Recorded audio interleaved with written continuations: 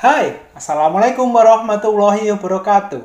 Selamat datang di channel Hamid Sumroni, channel yang membahas tentang sejarah dan juga pembelajaran sejarah. Tapi sebelumnya, intro dulu ya.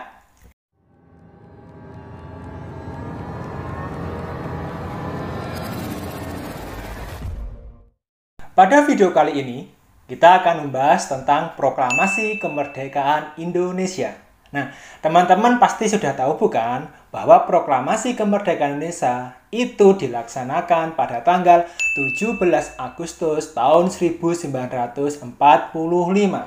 Tapi, teman-teman tahu nggak bagaimana kronologinya? Oke, jadi saat ini atau pada video kali ini saya akan membahas kronologinya gimana. Yang dimulai dari tanggal 15 Agustus tahun 1945. Yang mana ketika itu tentara Jepang telah menyerah kepada sekutu. Yang mana golongan pemuda mengetahuinya, mendengarnya. Jepang atau kondisi Indonesia ketika itu menjadi vacuum of power atau kekosongan kekuasaan. Dan kedudukan Jepang sendiri di Indonesia adalah menjaga status quo. Apa itu status quo?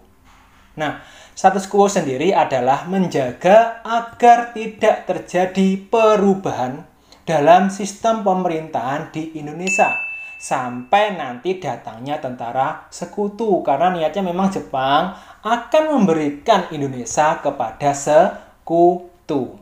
Oke, paham ya? Nah,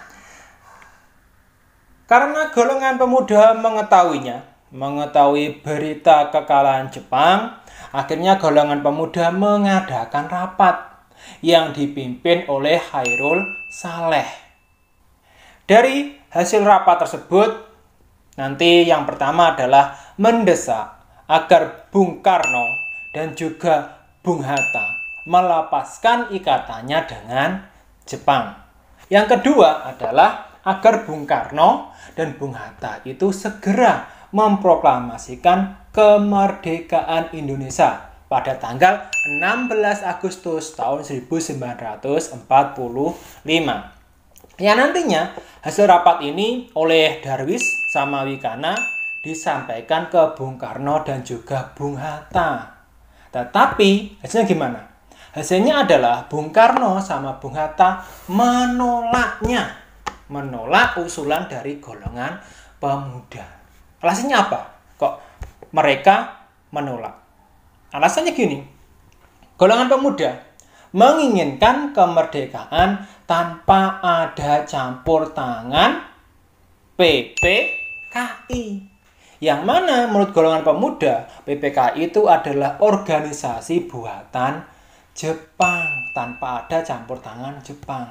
Tetapi menurut Bung Karno dan Bung Hatta, PPKI itu adalah wakil seluruh bangsa Indonesia. Jadi proklamasi itu harus ada perantara dari PPKI. Nah, karena tidak ada kata sepakat antara golongan pemuda dengan Bung Hatta dan juga Bung Karno, akhirnya pada tanggal 16 Agustus tahun 45 dini hari, Bung Karno dan Bung Hatta dibawa oleh Sukarni, Yusuf Punto, dan juga singgih ke Rengas Dengklok. Tujuannya apa? Tujuannya adalah untuk menjauhkan mereka dari pengaruh Jepang. Kenapa kok ngambilnya Rengas Dengklok, nggak tempat yang lain? Karena di Rengas Dengklok itu dirasa aman. Kenapa kok aman? Karena Rengas Dengklok itu termasuk atau di tempatnya markas tentara peta yang dipimpin oleh Sudanjo Beno. Kemudian peristiwa ini akhirnya berakhir ketika ada seorang penengah yang bernama Ahmad Subarjo. Beliau datang ke Rengas Dengklok dan meyakinkan ke golongan muda bahwa proklamasi akan segera dikumandangkan, dilaksanakan. Paling lambat itu besok. Sehingga Bung Karno dan Bung Hatta oleh Ahmad Subarjo dibawa ke Jakarta untuk merumuskan teks proklamasi. Yang mana teks proklamasi sendiri nanti dilaksanakan di kediamannya Laksamana Tadashi Maeda, seorang angkatan laut dari Jepang yang bersimpati atas perjuangan kita, perjuangan bangsa Indonesia. Yang mana nanti dalam proses perumusan teks proklamasi itu dirumuskan oleh 3 orang.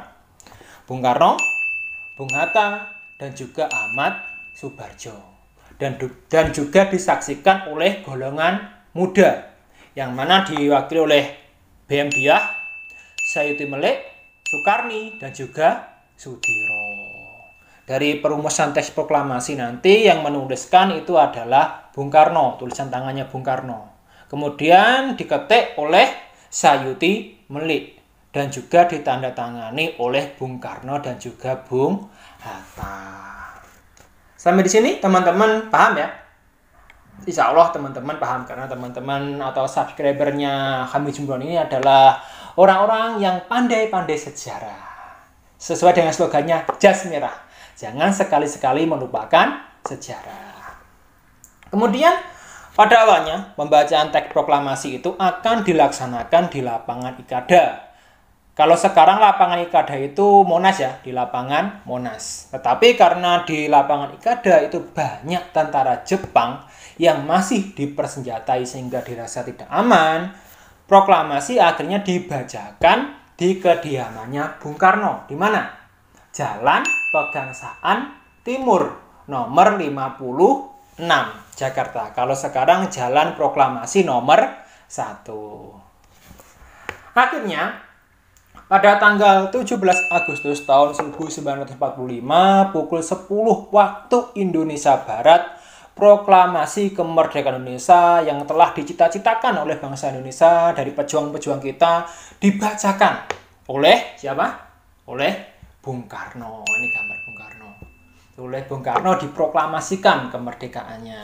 Yang mana nanti dilanjutkan dengan pengibaran bendera oleh siapa? Suhud dan Latif Hendra Ningrat. Dan diiringi oleh lagu kebangsaan Indonesia. Ciptaan siapa?